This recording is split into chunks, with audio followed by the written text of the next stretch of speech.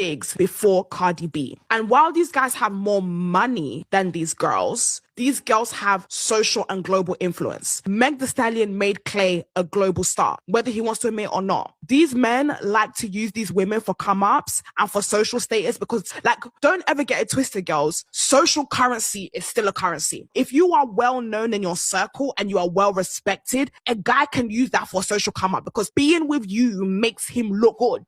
If we didn't know Klay Thompson before Meg Thee Stallion. We didn't know Stefon Diggs before Cardi B. And while these guys have more money than these girls have social and global influence. Meg Thee Stallion made Clay a global star, whether he wants to admit or not. These men like to use these women for come-ups and for social status because, don't ever get it twisted, girls. Social currency is still a currency. If you are well known in your circle and you are well respected, a guy can use that for a social come-up because being with you makes him look good. If we didn't know Klay Thompson before Meg Thee Stallion. We didn't know Stefon Diggs before Cardi B. And while these guys have more money than these girls have social and global influence. Meg Thee Stallion made Clay a global star, whether he wants to admit or not. These men like to use these women for come-ups and for social status because, don't ever get it twisted, girls. Social currency is still a currency. If you are well known in your circle and you are well respected, a guy can use that for a social come-up because being with you makes him look good. If we didn't know Klay Thompson before Meg Thee Stallion. We didn't know Stefon Diggs before Cardi B. And while these guys have more money than these girls have social and global influence. Meg Thee Stallion made Clay a global star, whether he wants to admit or not. These men like to use these women for come-ups and for social status because, don't ever get it twisted, girls. Social currency is still a currency. If you are well known in your circle and you are well respected, a guy can use that for a social come-up because being with you makes him look good. If we didn't know Klay Thompson before Meg Thee Stallion. We didn't know Stefon Diggs before Cardi B. And while these guys have more money than these girls have social and global influence. Meg Thee Stallion made Clay a global star, whether he wants to admit or not. These men like to use these women for come-ups and for social status because, don't ever get it twisted, girls. Social currency is still a currency. If you are well known in your circle and you are well respected, a guy can use that for a social come-up because being with you makes him look good. If we didn't know Klay Thompson before Meg Thee Stallion. We didn't know Stefon Diggs before Cardi B. And while these guys have more money than these girls have social and global influence. Meg Thee Stallion made Clay a global star, whether he wants to admit or not. These men like to use these women for come-ups and for social status because, don't ever get it twisted, girls. Social currency is still a currency. If you are well known in your circle and you are well respected, a guy can use that for a social come-up because being with you makes him look good. If we didn't know Klay Thompson before Meg Thee Stallion. We didn't know Stefon Diggs before Cardi B. And while these guys have more money than these girls have social and global influence. Meg Thee Stallion made Clay a global star, whether he wants to admit or not. These men like to use these women for come-ups and for social status because, don't ever get it twisted, girls. Social currency is still a currency. If you are well known in your circle and you are well respected, a guy can use that for a social come-up because being with you makes him look good. If we didn't know Klay Thompson before Meg Thee Stallion. We didn't know Stefon Diggs before Cardi B. And while these guys have more money than these girls have social and global influence. Meg Thee Stallion made Clay a global star, whether he wants to admit or not. These men like to use these women for come-ups and for social status because, don't ever get it twisted, girls. Social currency is still a currency. If you are well known in your circle and you are well respected, a guy can use that for a social come-up because being with you makes him look good.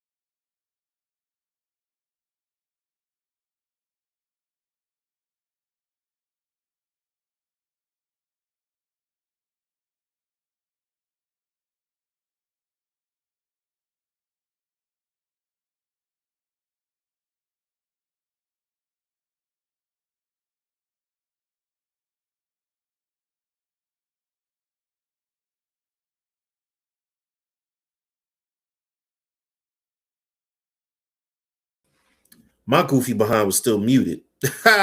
So let's take it from the top. Yo, newbies, y'all not in the wrong place. Y'all are, of course, at D Life Be Life, a podcast with none other than your somewhat forgetful favorite coach's favorite coach.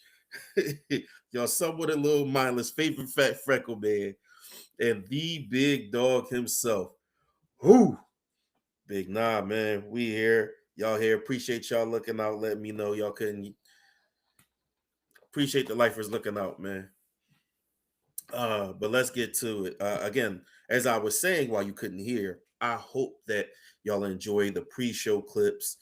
Gives people a chance to, come get settled in the chat and or wherever they at while the episode's low, you know what I mean, while the episode starts. So I can have enough people around and watching, excuse me, live so that they don't feel like they lost in the conversation.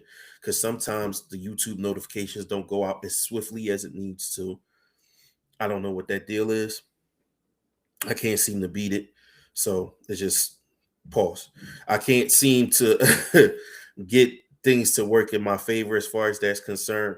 So this is kind of my workaround so that I'm not talking for 10 minutes and then people miss the majority of it after they tune in live. So it gives a buffer, kind of like a buffer of time for people to be able to get in and enjoy the entire conversation as it's being presented, especially for those who's watching it live.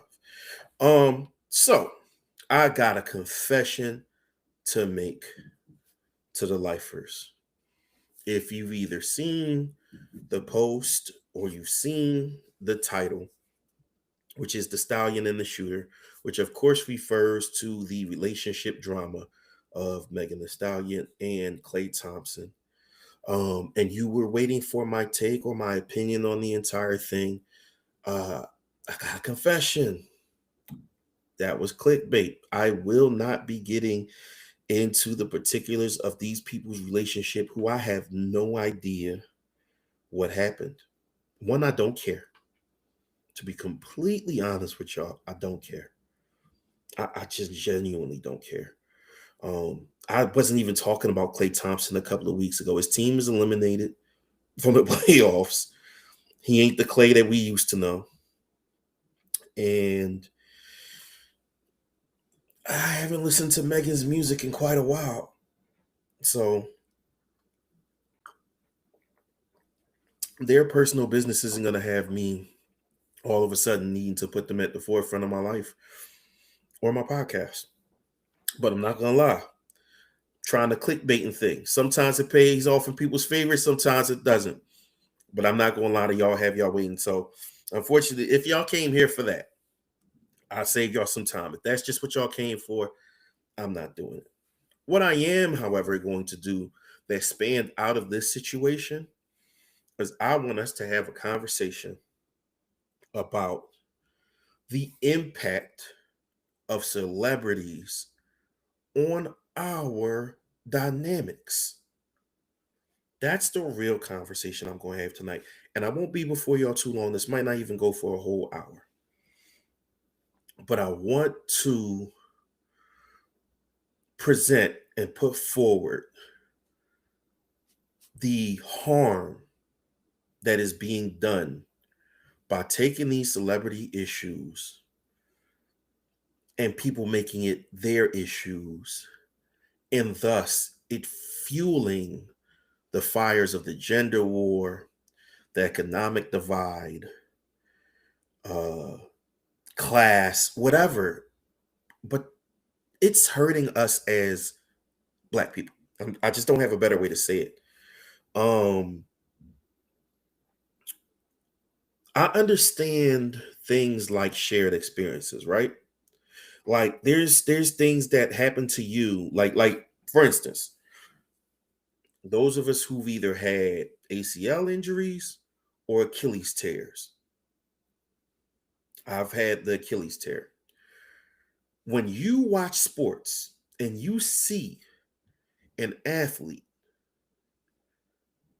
suffer from that, it takes you back to when you had your injury, you know?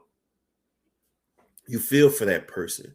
You have a really good idea what they going through. It's sad in the moment. In the moment. I am not like outside of maybe really gruesome injuries, like that injury that Paul George had. Um, if you've been watching basketball long enough, Sean Livingston's injury, uh, a famously gruesome injury during the Sweet 16 or Final Four. I can't remember exactly which one. Um, but Kevin Ware at Louisville, you saw the bone pop out of the leg, like it penetrated the skin. It was crazy to see. So something like that shaking you up, I could really understand, even if you've never been hurt before, because at that point I hadn't had no injuries like that. But just seeing that is crazy. It's a gruesome thing to see. It's gory, man. Um, but like I said, even the injuries that don't look as gross as those three, extreme as those three look, but you could just tell when somebody went down, you could tell that they heard that pop. Matter of fact, in my men's league, we had finished our game. We had won our last game of the season. And where we were playing at, there's also a spot for people to play soccer. And we was, sitting down, kind of watching the game after us. And the people from soccer were leaving, and you saw one guy, he was, kind of leaning on another guy and was hopping. And we just all collectively sighed, like, oh, because you never, as an athlete, you never want to see somebody get injured. You never want to see somebody get injured to the point where they can't play. If somebody turned their ankle right quick after getting crossed over, it's not the worst thing in the world. It's a little bit funny, I'm not gonna lie, but like not to the point where they can't play and not to the point where they can't walk out of the gym. Like you see anybody limping. And you could tell his injury was relatively serious because you could tell the leg just didn't look right. So, all of us as, you know, uh people who played sports was just kind of collectively like, damn, that's crazy. I did not go home and cry about that, man. Nobody did. We all felt bad in the moment. So for the women who have been cheated on, I'm not here to tell you how to feel about cheating. For the men who've been cheated on, I'm not here to tell you how to feel about cheating. I'm here to tell you that to take what happened in these rich celebrity people's relationship and make it a part of your week, to make it a part of your day, to make it that you have to be so committed to emotion around it is sick. It's insane. It's crazy. It's unhealthy. I don't even want to say crazy. It's unhealthy. To project your feelings, to walk away from their situation with rage is unhealthy.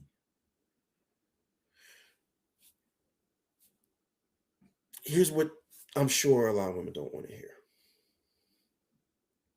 We don't even know what actually happened. Megan gave us her side. We know what Megan said. We don't know if it's true.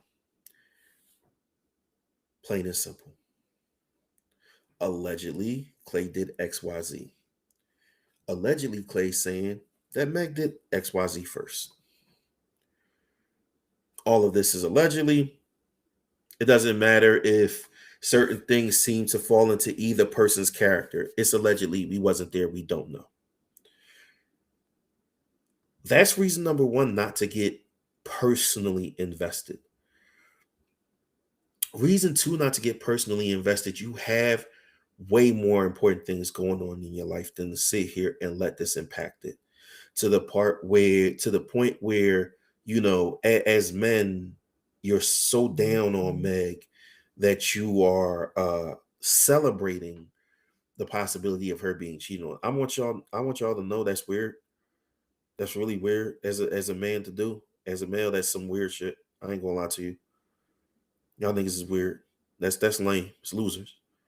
Um, it's one thing to not care, right? It's another thing to be like, I saw this coming. You know what I mean? Like, I seen this a mile away.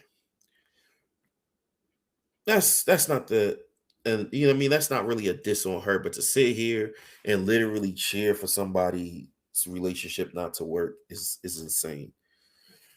Um it's lame actually. To use her relationship ending like this as an indictment against black women is very sick. You need help. You might need your ass beat. Um And likewise, for women to use this as an indictment against black men in entirety. Oh, this is why we should divest. Uh,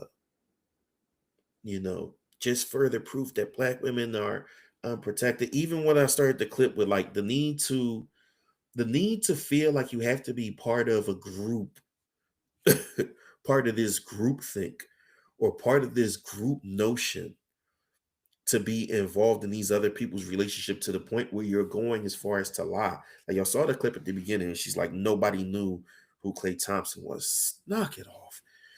Am I sure that there are women who have no idea who Clay Thompson is and couldn't pick him out of a lineup? Yes.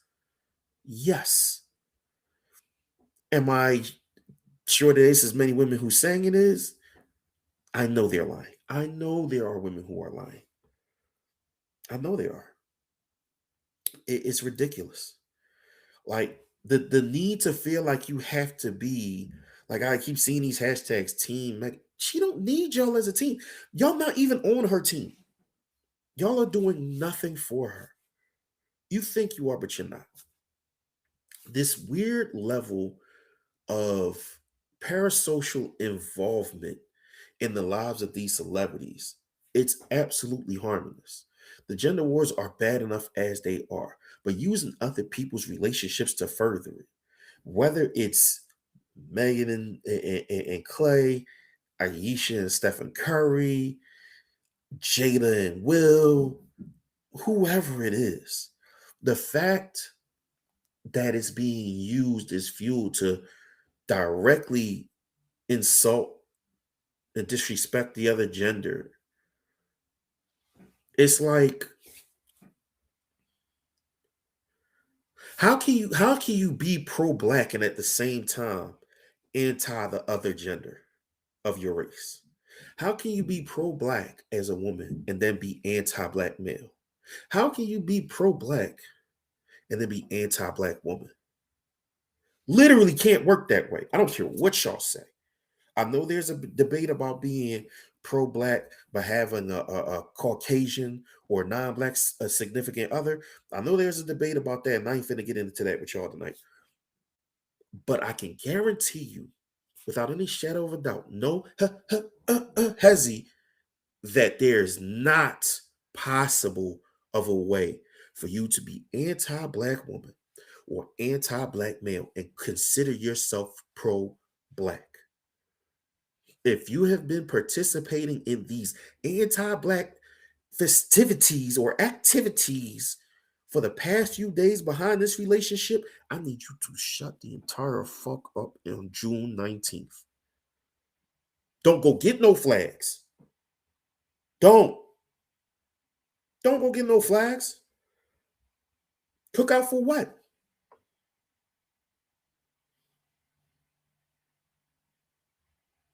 I don't even want you wearing a dashiki. And does a dashiki mean you're black? Absolutely not. But I don't even want to see y'all in no damn dashikis. I don't. I don't. I don't. When inevitably, and this is why, like I said, it's so sick, because inevitably, because it happens every year. It probably happens every month, and we just don't know the rates. Inevitably, when a black man or woman is unfairly and unjustly murdered by a member of law enforcement,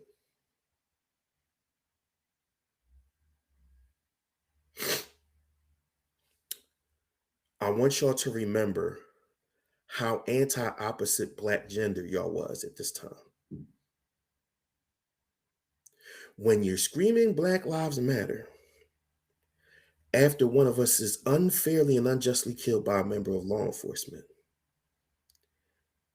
and then, my God, salute to you, brother.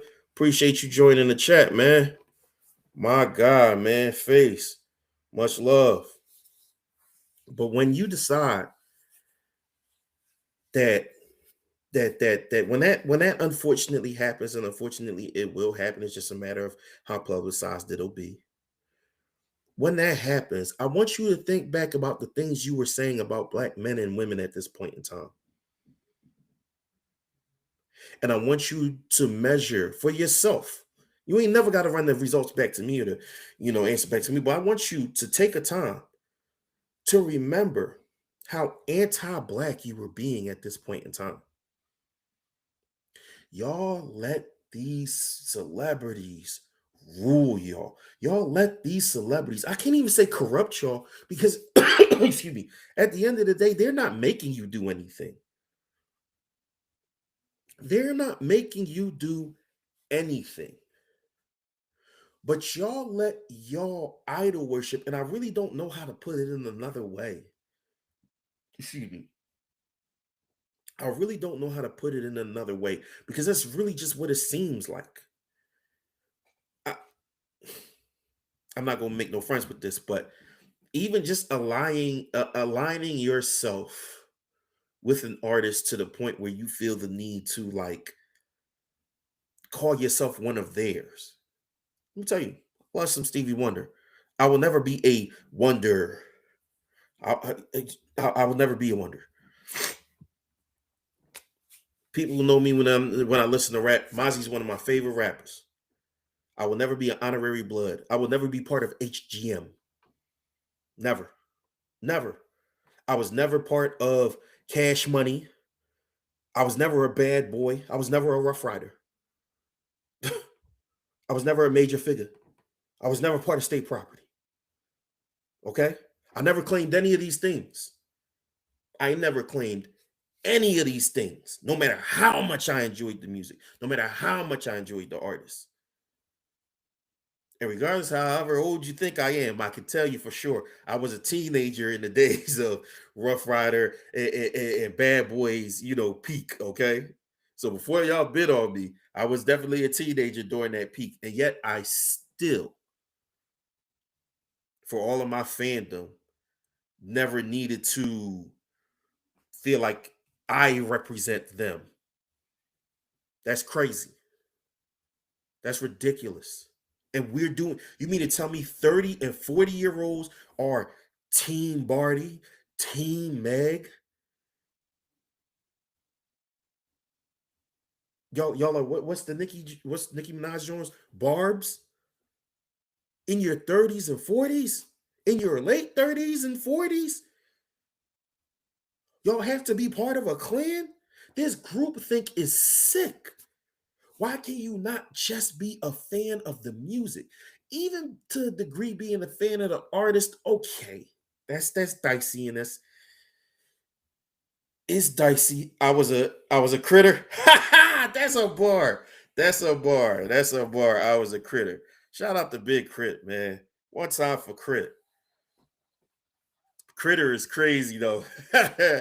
Critter is crazy, Ace. But I wasn't multi to the sun die, multi alumni to the sun die. You know what I'm saying? And I was one big Crit biggest fans. You know what I'm saying? I wasn't one of the hustlers. I wasn't like for Nipsey, as much as I was a fan of his. You kidding me? I wasn't no honorary Crip, no honorary 60. What are we talking about? What are we talking about, bro? What are we talking about? So that alone, like I said, is weird. Being a fan of an artist to a certain extent, I'll allow for. But why you can't just leave it at that? Why you can't just leave it at, you know, all right, I respect how they carry themselves and I love their music. Why do you have to be part of this legion? Why do you have to like pledge your loyalty to these people? Pledge your allegiance to these people? Like, I'm a allow me to share my screen and give you another clip that I feel is kind of like sick with this.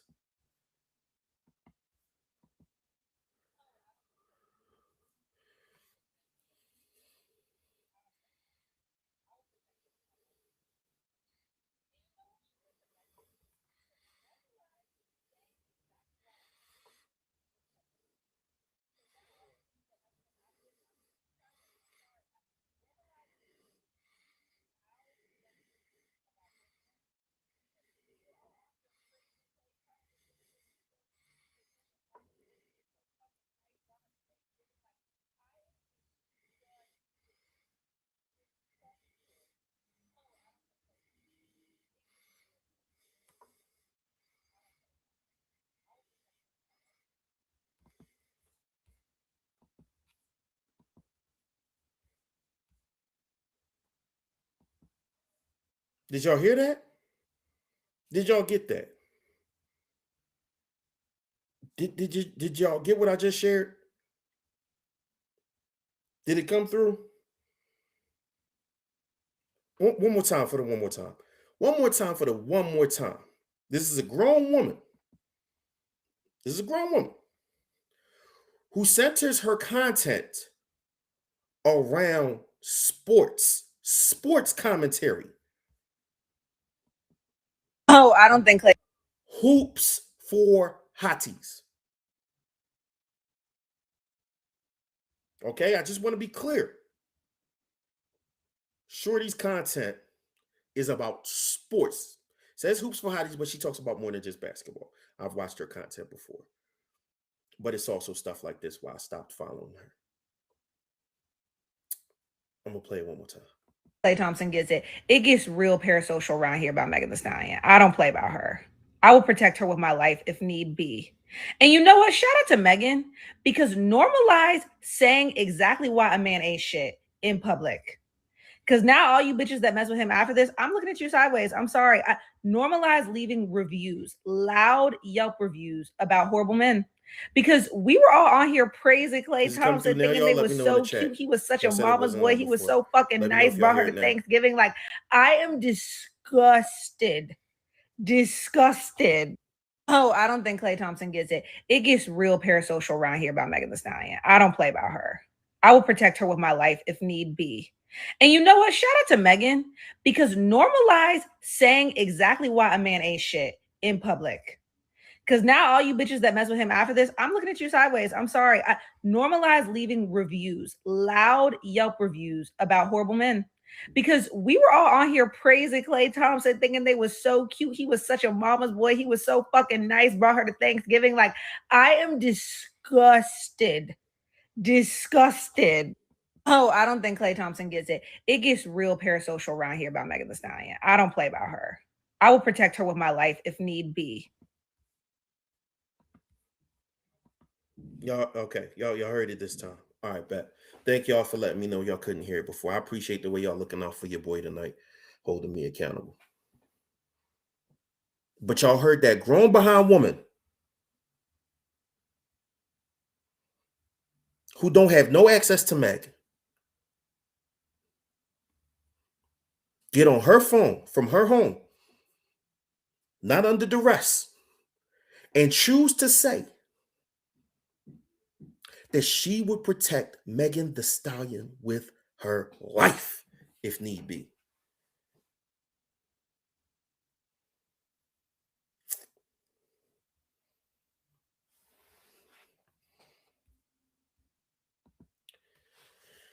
Is she speaking on this because Clay a baller, or does she just want the clicks and views?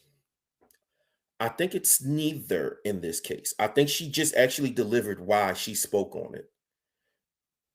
And this is again, like I said, why I stopped following her because I can hear the slant in her commentary and other videos before where it's taking it too personal.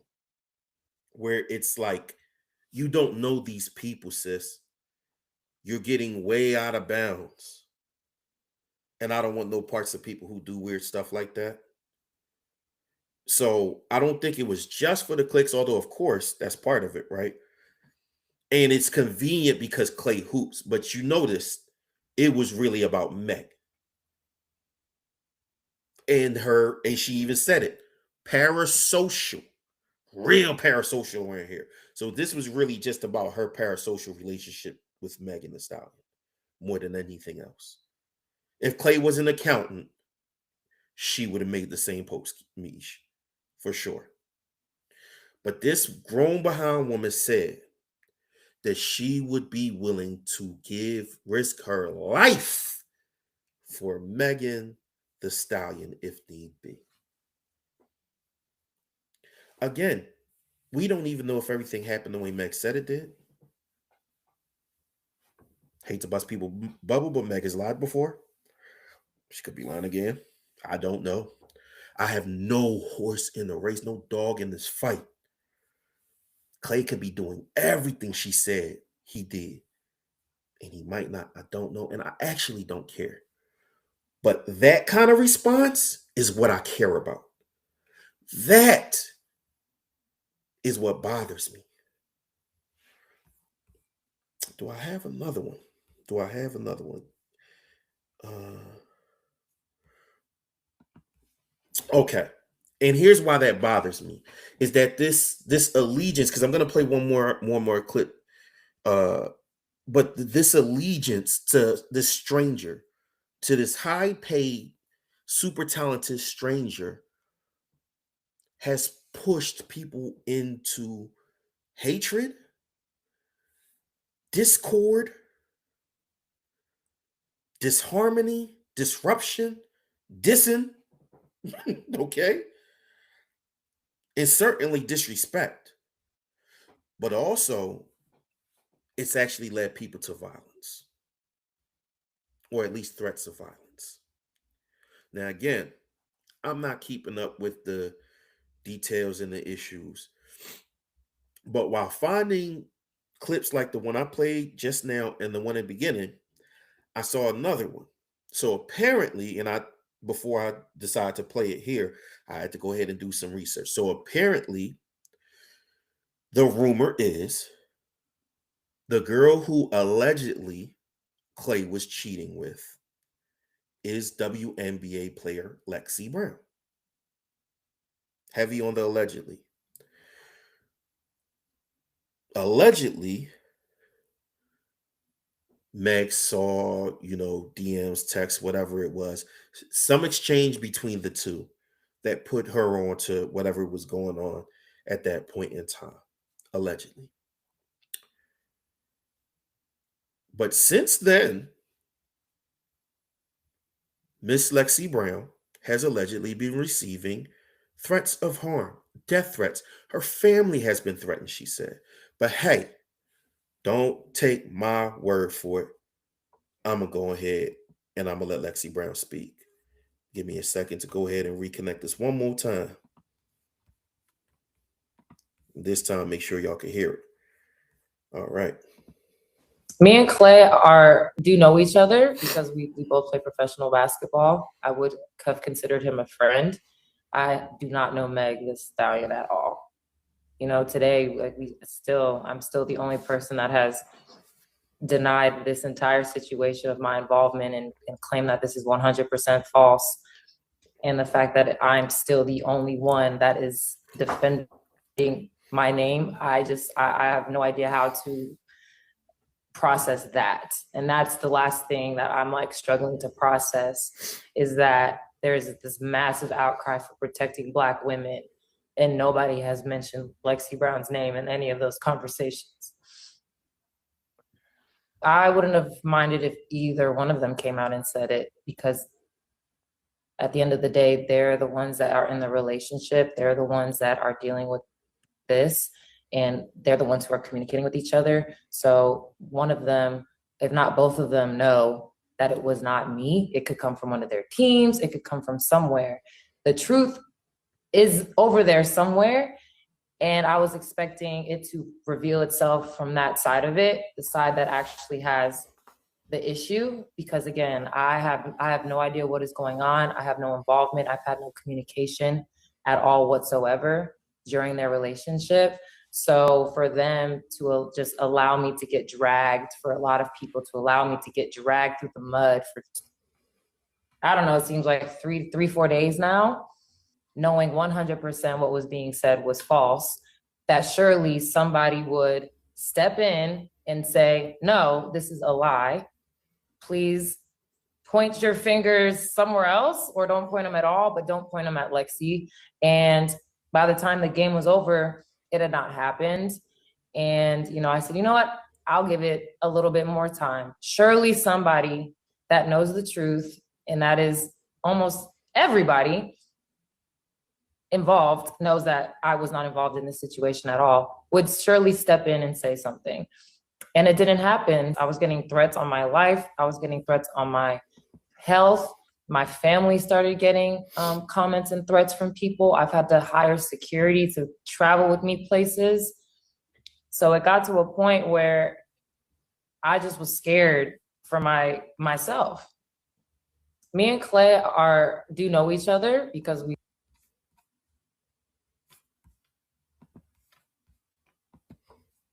Yeah.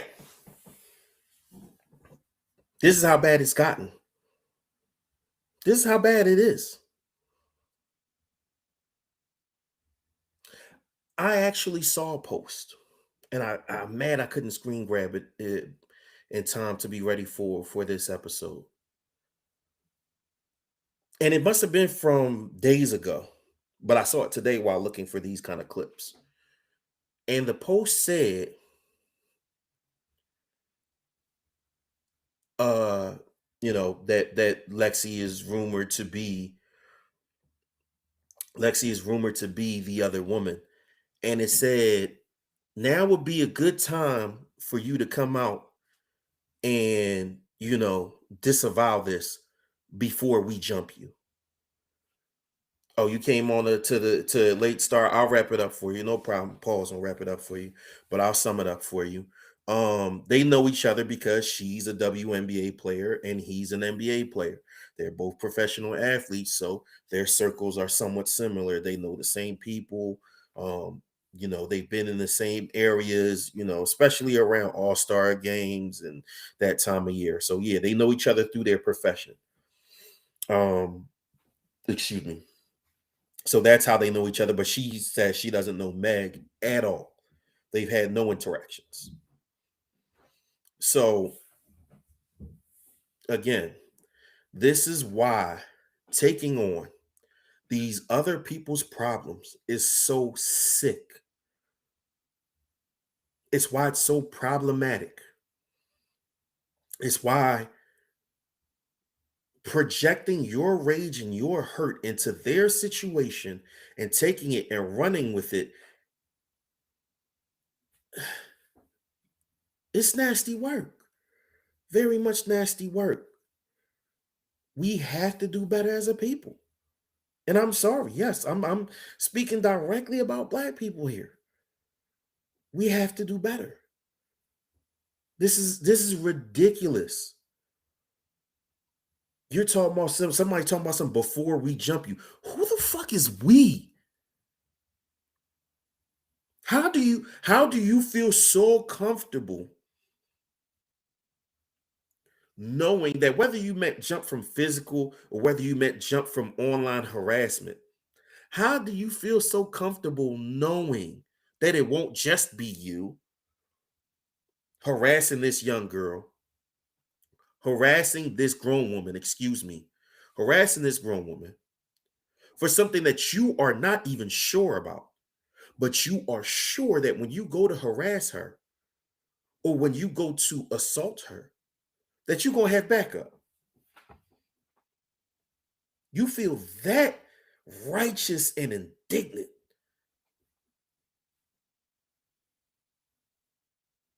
Shorty had to hire security because y'all oppressive. And you mean to tell me there's something not wrong with you motherfuckers? Y'all think this is cool? It's people in your family doing way worse shit. Some of y'all got Chesters in your family. Because I don't know if saying it on here is gonna, harm my algorithm, which already is in the toilet. But y'all know exactly what word rhyme with Chester. Three syllables. Okay? Chester Mose. I'm gonna put it that way. Y'all sing from Chester Mose in your family. That y'all have not burnt at the stake. That y'all have not jumped. Y'all have abusers in your family who y'all haven't jumped. Y'all have thieves in your family who y'all haven't jumped. But y'all gonna jump her who ain't did nothing to y'all? If one of y'all run up on her and her security sends you up, in fact, not even send you up, because you're not going to heaven doing that. You're going straight to hell. So if one of y'all run up on Lexi Brown and her security blick you, I'ma laugh. I ain't gonna hold you. I'ma laugh. I hope they put that story out there, because I'ma laugh. Play stupid games, win stupid prizes. I am going to laugh. I'm going to take my time out of my day to acknowledge that you got parked and come on here and laugh about it. Where's my laugh button at, man? That's what I'm going to do. Because you deserve it.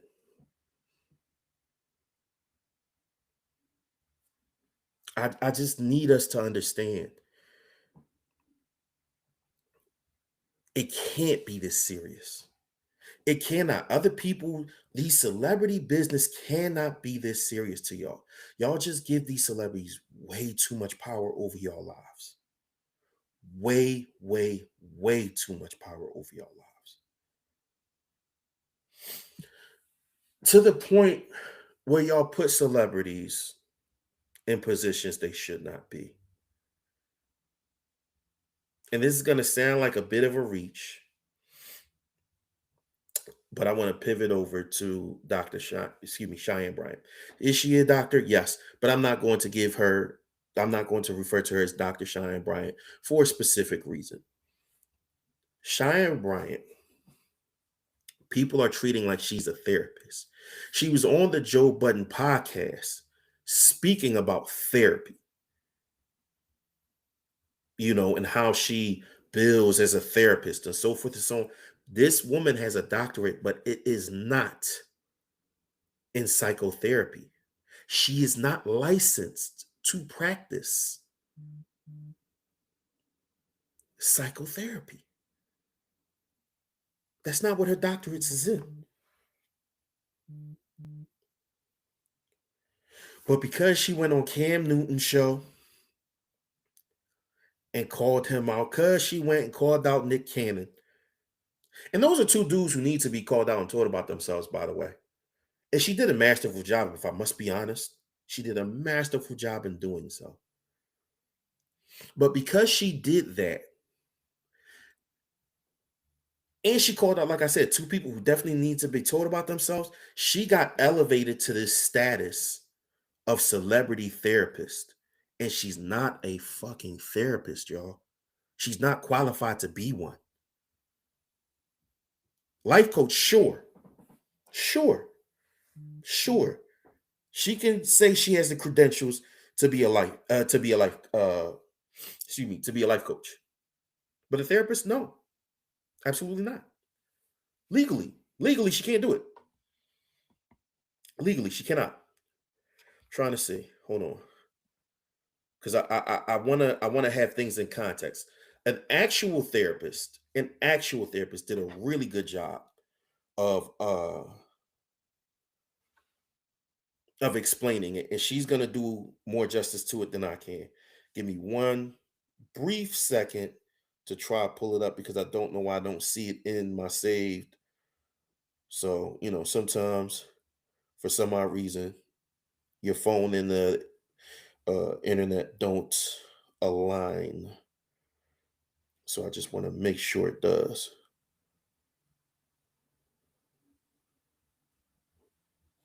All right. All right.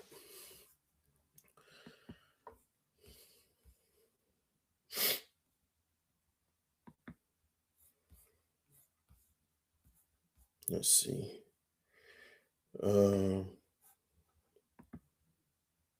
All right, here we go. So again, I'm gonna share my screen, and this will be for the last time tonight where I'm sharing my screen. But again, she could explain it far better than I can. So I would like for her to explain why putting Cheyenne Bryant in this space is harmful. Why elevating her to this status is harmful. I just had it. Where did it go? That's brazy. All right. Tell you what. Let's see if it plays for my messages. No longer practice under a license. I'm in private practice. I'm saying, and that's what people don't understand, right? So just to educate some folks a little bit. Hello, my name is Dr. Rekha Martin. I'm a licensed clinical psychologist, Y'all hearing this? Is it coming through? Let me know. Who specializes in Black health and well-being. And I want to break down a clip from the Joe Budden podcast featuring someone who presents herself as Dr. Cheyenne Bryant. But before we dive in, I want to make something incredibly clear. Having a doctorate does not mean someone is a licensed mental health professional. You can have a doctorate in literature and be unlicensed, and you are still a doctor. You can have a doctorate in education and hold an LPC, being a licensed professional counselor, and you are a licensed mental health professional, and you are still a doctor, but your doctorate is not in psychology.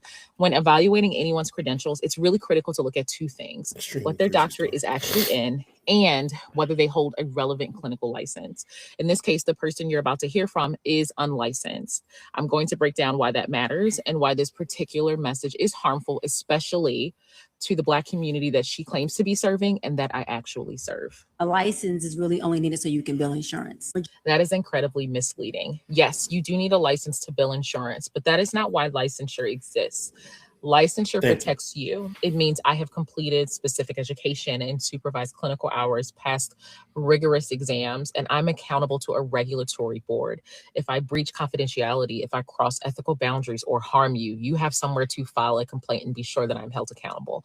A license is not paperwork just for billing. It's a consumer protection. When someone drops or loses or no longer has a license, they're not solely avoiding the insurance hassle. They're also removing your recourse if something goes terribly wrong. Not binded by BBS, the behavior board science rules and regulations and ethics.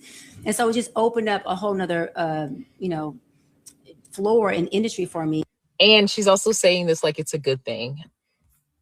I know she's the professional, but I just want to emphasize that Cheyenne Bryant just bragged about not being binded by a regulatory system about ethics. Ethics. Things that you should and should not do in the field of mental wellness therapy.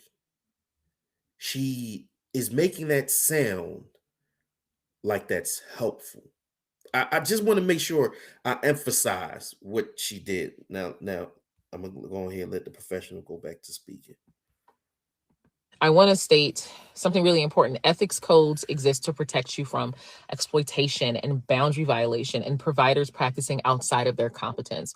When someone celebrates being free from ethical oversight, I want you to think of that as a red flag, a flashing one. It's a warning sign because those rules exist because real harm happens when they're not in place. So celebrating that you don't have to be accountable to that should be concerning to you. As a therapist, two things: you can obviously make what you deserve, because therapy is real. We're giving everything we have in there, and we're unpacking shit, and we're helping you process through things. So it's not us sitting there, well, if you're an effective therapist, saying, tell me more. You should be unpacking, and you should be able to take somebody and drive with them to their goal. And here's another thing. She keeps calling herself a therapist, and in most states, that's actually illegal without a license. You cannot legally use the title therapist or provide psychotherapy without licensure. What she's describing now is coaching, and coaching and therapy are fundamentally different. Coaches help with goals and accountability. Therapists are trained to diagnose and treat mental health conditions, trauma and depression and suicidality and psychosis. If someone with untreated bipolar disorder or PTSD thinks they're getting therapy from a coach, they're going to be seriously harmed. These are actual conditions that go undiagnosed and untreated, especially within the Black community. My clients, the truth is that in order to bill insurance, I have to diagnose you, and you only get about 6 weeks. In order for me to get 6 more weeks approval, guess what? This frames diagnosis as something imposed on you solely for insurance purposes. And again, one quick interruption. As somebody who went through therapy myself, she's lying. I can tell you right now, she's lying, because my therapist, Dr. Bellamy, hadn't diagnosed me with PTSD until well after, I'd say, 6 months into our sessions. She hadn't diagnosed me with anything at all. Anything. Cheyenne just said 6 weeks, and they have to in order to bill you.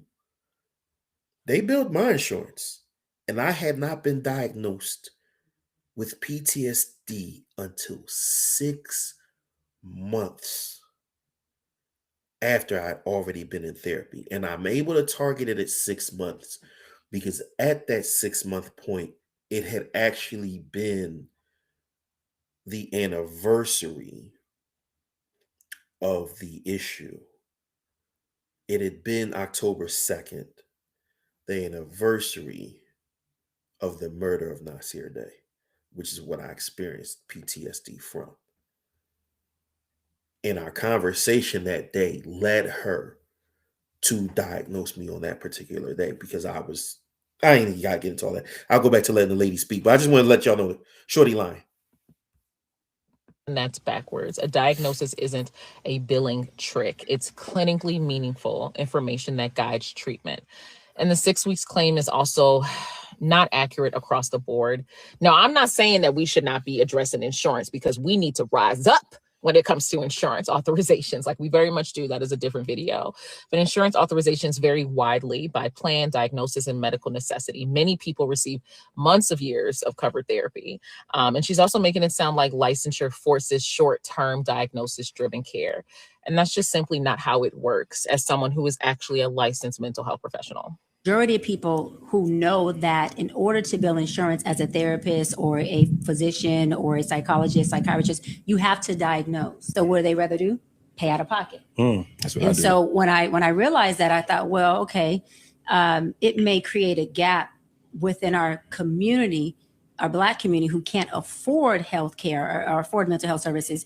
I hear the concern and the access problem is real. Her solution, unregulated, unlicensed coaching, isn't the answer. And there are a wealth of licensed Black therapists, he, she, and they, Black-owned practices, sliding scale clinics, community mental health centers doing this work with their licensure intact, keeping their credentials because their clients deserve protection. The solution to healthcare access gaps isn't removing safeguards. It's expanding access to regulated care. It's providing more scholarships for people like us to get the training necessary. It's more support group. It's actually mutual aid, but it's not what she is stating. I'm in private practice. I make much more money. It allows me to have more leverage and really be hands-on with my clients. I'm not binded by BBS, the behavior board science rules and regulations and ethics. And I want to be honest about what's really happening here because the messaging is awful to me. The pitch to potential clients is, I can give you more personalized care. The pitch to herself is, I make significantly more money and I'm not bound by any kind of oversight. And those are two entirely different things. And when your financial incentive is disconnected from professional accountability, that is a conflict of interest. However, she is not bound by anything when it comes to conflicts of interest because the only thing that she is bound by is the limits of her own ethics and morality. Look, coaching has real value, and y'all know I be hold real coaches down. If you want goal accountability, a coach can help, but coaching is not therapy, and no coach worth their salt will say anything other. If you're dealing with mental health like anxiety and depression and trauma and these other things, you deserve a licensed mental health professional whose conduct is subject to oversight. And I know it sounds like gatekeeping, but it's truly basic safety. And it's important in communities where access has been denied historically. The answer has never been fewer protections for us as Black people. It has always been more access to regulated, accountable care because we deserve that. And I also want to address that it took me some time to think about doing this video because as a Black woman, it's just been really, really tough for us as Black women. And as someone who states that they advocate for the Black community, he, she, and they creates programs for the Black community, is the founder of the largest mental health and education community for Black women.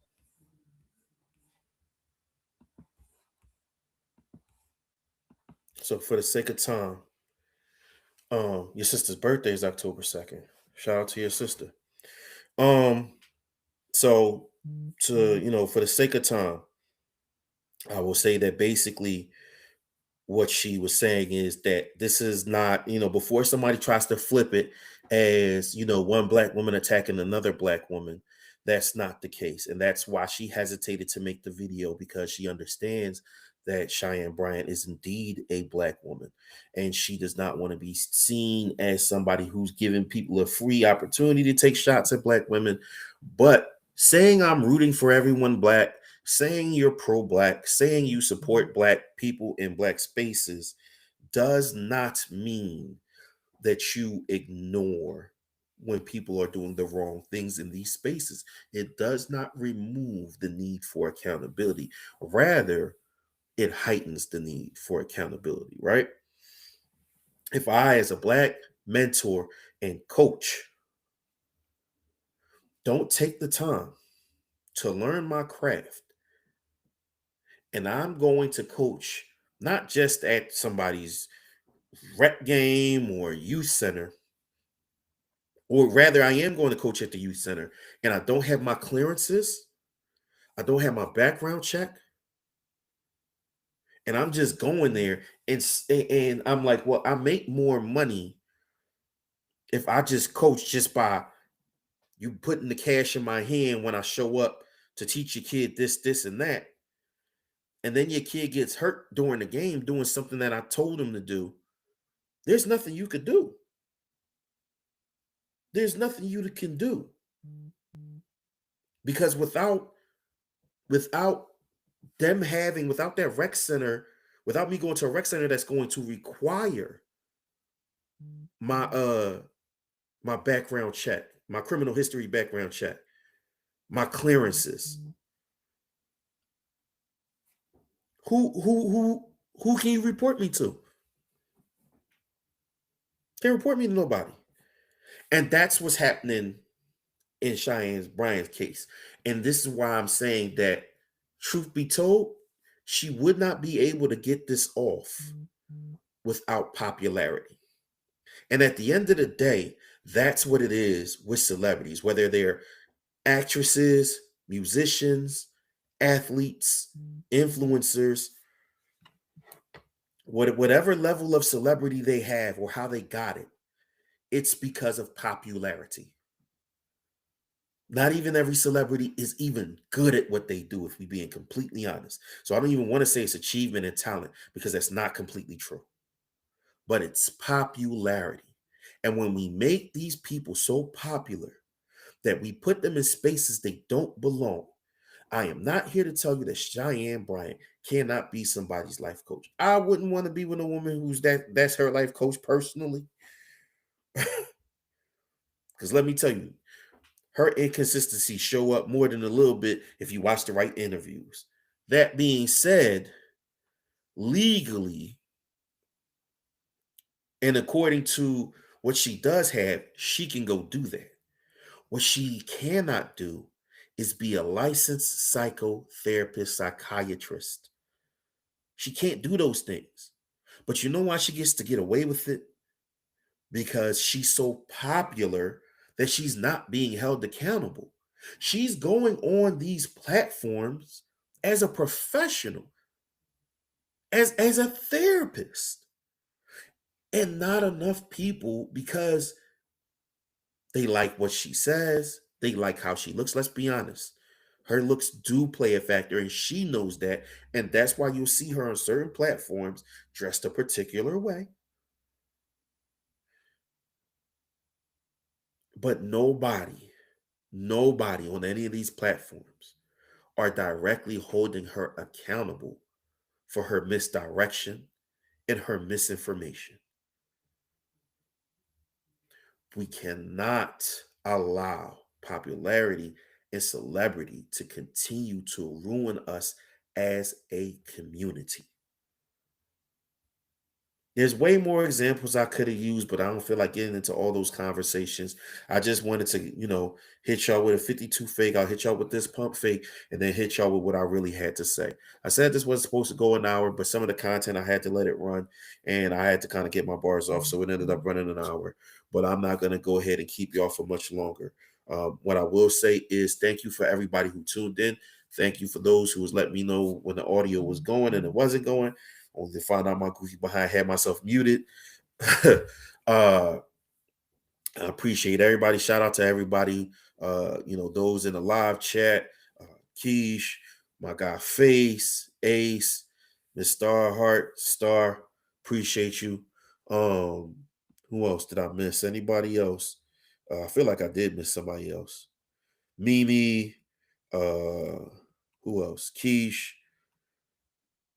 I think that's all I see for now.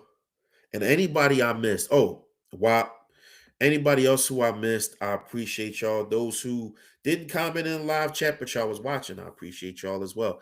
Everybody who is going to share this, I appreciate you. As always, man, do the YouTube things. Like, share. If you're not already subscribed, please subscribe. The content is good. I'm going to be here. You're going to be here. You might as well subscribe. Make sure you hit the notification bell. Set it to all so that every time I have a video, it should give you a notification. Again, I know it's kind of funky and it doesn't always, but hey, at least selecting the shot gives it a chance for it to work as opposed to not hitting the bell and then you never get a notification. Once again, I appreciate everybody who's here. Next week, God willing, we will be here 9:00 with author Portia Day to discuss the evolution of Miss Author Portia Day. It's going to be a lot to talk about. It's going to be some interesting things to unpack. And I'm sure her story, not to mention those who's interested in what she has to write, will be, it'll be a good conversation. Not to mention, she's always a good vibe on the show. She always is a good vibe. So, and a lot of people did like when she showed up before. So she will be here next Thursday at 9:00 Eastern Standard Time. I will be here. Make sure that you are here on Life Be Lifing. Okay. And on behalf of A.C.E, my brother who he always be, on behalf of the sponsor of the Two Kings 215 and Life Be Lifing podcast, Keish with the Cake, aka Denver's mom. On behalf of all the lifers, and on behalf of myself, as I always say, be smart, be respectful, be patient, be kind to as many people as you possibly can. I know some people's going to make that impossible. Forget those people. But make sure to take the time out every day to be kind to yourself because you cannot pour from an empty cup. I was thirsty after saying that. Anyway, appreciate y'all. Love y'all. God willing, see y'all next Thursday. Go.